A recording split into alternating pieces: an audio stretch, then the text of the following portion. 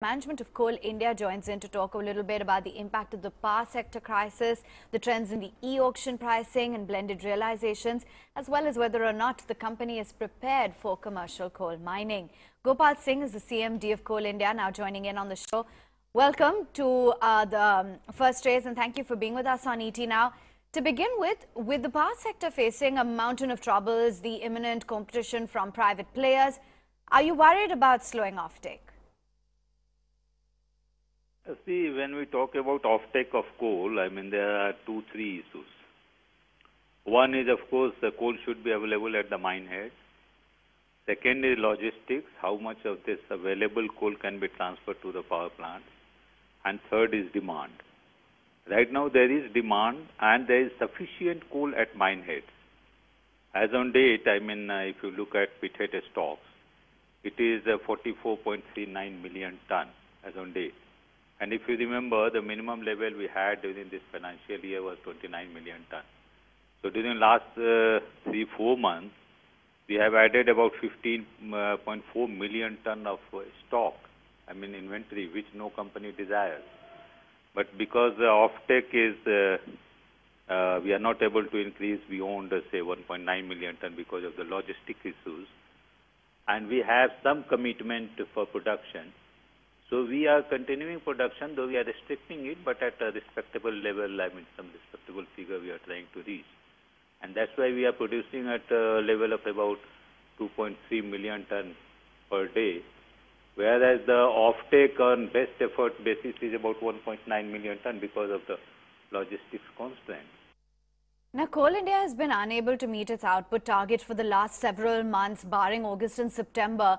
In February as well, Coal India missed the target. So give us a reason as to why this is happening and when will things be back on track? Now, see, Coal India, this statement that Coal India is not able to meet the offtake target, I think if you look at and analyze the regions thoroughly, this is not the correct statement. We have the coal, and as I told you, that offtake depends on the three factors: coal availability, logistics, and then demand. Coal is available, demand is there, but logistics problem is already there. It's visible and it is established now. And coal is moved from the mines to power plants by road, belt conveyors, MGR and rail. So all the four modes, they have to do their best and the capacity has to improve. Railways, if you look at, and after particularly our Honorable Minister, Mr. Piyush Goyal took over, Railways, they are doing the best. Now we are dispatching about 310, 315 decks, 325 decks even on the days, which is much, much more compared to the same period last year. But in spite of that, we are facing the evacuation constraint and we are adding to a stock. So this statement that Coal India is not able to meet the offtake target, probably not a very correct one.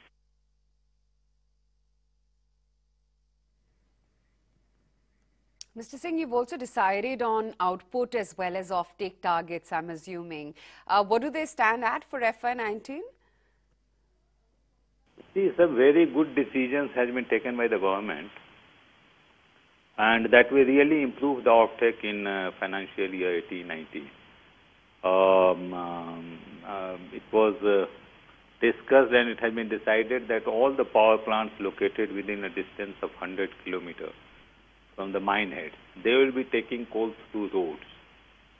So this is one step which will really improve the offtake from Coal India mines and will help Coal India achieve its target. And this arrangement will continue only for next 2-3 years till the environment-friendly measures are implemented at grassroots level. It has been decided that all the power plants located within a distance of 20 kilometers, they will be establishing their belt conveyors and taking coal only through belt conveyors. The construction period will be about 2 years. Similarly, all the power plants located within a distance of 40 kilometers, they will be establishing their MGRs and the construction period will be 3 years. Even the power plants located within a distance of 40 to 100 kilometers, they will also be exploring the possibility to establish the MGR and try to coal through MGR so that the railway capacity gets freed and railways are able to move the coal from mines to long distance power plants. Because if you look at the power plants which are suffering the most, I mean, those are the power plants located at far distance from the mines. So this is the chemistry, and therefore, because this has been deliberated duly and conscious decision has been taken, so I think financially 18-19 will be really good. Right. Industry experts have also been saying that low output can also be attributed to rake unavailability. Is that true? Are you in talks with the rail minister about the same? See, I mean, I think railways, they are doing their best in the history probably. I mean, the number of rakes being loaded probably that is the highest ever. And because coal and rail, it falls under the same ministry, under the guidance of the same honorable minister. Really synergy is taking place. And the 320, 325 rakes dispatched every day. I mean, we have been in this sector for the last couple of decades. We never thought that so many rakes can be dispatched, but that is happening now. So give us a sense as to what the outlook is on your pricing, because the third quarter saw almost a 24% rise in the e-auction prices on a sequential basis. Prices are now only at about 20% discount to the import parity versus 30% a year ago. Do you expect the discount to narrow further? See, I mean, discount, if you compare with the imported price, export, it's much more than 20%. Because, you know, our priority is to supply the coal at the minimum price so as to help the nation overall. I mean, lesser the price of the coal, lesser will be the price of electricity supplied to, Indian nationals, and that will really help the nation grow. So we have always been trying to reduce our cost of production so that coal price can be low, and that we have succeeded. If you remember third quarter results of Coal India, we reduced our cost of production by rupees 53 a ton, and there was a growth of 11% in PBT. And this was in spite of the fact that because of wage revision, with effect from 1/7/16, now we are paying about 400 crores rupees for the month extra on account of wages to workers.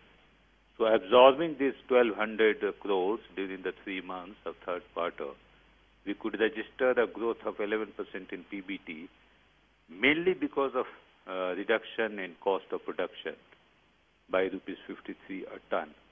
So this effort will continue in the future, and I'm hoping that fourth quarter and henceforth, 18, 19, etc., will be still much better. Now, post the steep price hike in the month of January and the FSA price, what is the rise in the FSA realizations that you are expecting in Q4? And we also witnessed some great slippage in the previous quarter. Has that happened in Q4 as well? See, we increased, we rationalized our prices from 9th of January. So naturally, there will be some gain to Coal India during this quarter and onwards.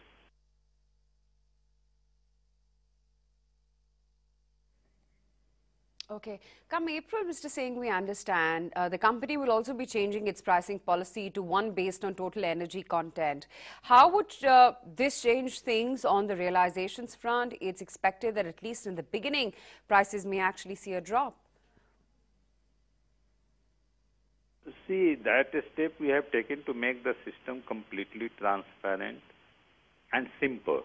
Simpler for everyone, be it Coal India, your officers, Coal India employees, or the consumers. Because whatever will be the GCV of the coal being supplied to the consumers, we'll be charging on that basis. So all the complaints that we have been getting so far that, quality is not that good and all this. So all these issues will be resolved automatically, and I think it's win-win for both the consumers as well as for Coal India. Because here in this system, there is a motivation for everyone, for colliery managers as well as for your consumers. If you improve the GCV, calorific value, even by 10 kilocat, then there is an incentive for the mine managers. And if the consumers get a coal where GCV is lesser even by 10 kilocal, then there is incentive for them as well because they will have to pay lesser. So it's really a very good practice, and this is the practice almost similar. It is being followed globally.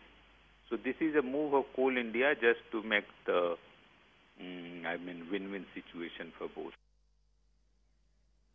Mr. Singh, a parliamentary panel, as we understand, has asked the company to assess its strength as well as weaknesses post the decision to open up coal mining. So what are Coal India's strengths and weaknesses, if you could highlight that? Oh yes, we have done it. We have already started the preparations, and third quarter results are just reflection of that. We have been able to reduce our cost of production by rupees 53 a ton, which is not a joke. And if you look at the past of Coal India, whenever there has been need, this family has risen to the occasion. Just to remember the month of September and October, when your nuclear, hydro, wind, etc., these all failed. And there was a challenge before the country how to meet the electricity demand. Then Coal India family, we supplied about 20% more coal to power sector, 18% more coal to power sector in the month of October, and thereafter the momentum continued. So whenever there has been the need, Coal India family has risen. And we are there to meet the demand of the country. No issue at all. Mr. Singh, thanks so much for taking the time out and speaking with us today. It was important to get in your takeaways on what we're likely to see from Coal India in the near term. That's Coal India and Trade for You. The stock though down about almost 3%.